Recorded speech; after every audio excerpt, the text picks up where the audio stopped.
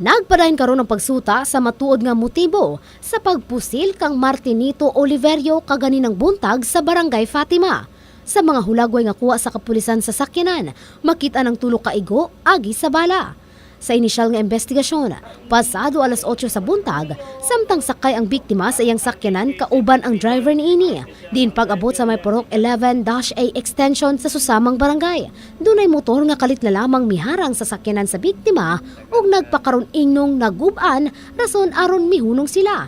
Diin kalit na lamang gipusil ang biktima gikan sa mga lalaking nakamotor.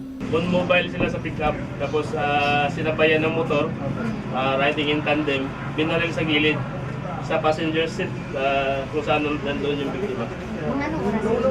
Mga more or less siguro, mga 8:20 AM tayo ng umaga. Sa Purok Pilipino Extension. So wala sila ibang kasama? Driver lang, saka yung may-ari, yung biktima. Mismo ang driver sa mong biktima ang nidala kaniya sa usa ka pribadong ospital ning Dakbayan human sa maong pangitabo. Dinasuta nga tulo ang naangkong igo sa bala sa biktima din usa sa baba ug duha sa paa din nalubong gayod ang mga bala gikan sa kalibre .45 nga pistola. Kasi hindi pa pwede makausap yung biktima.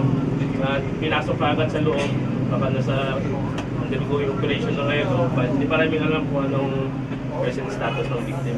Gipailawom gilayon sa operasyon ang biktima, diin nasutang usa ka piyado sa panagatan ang nasangpit.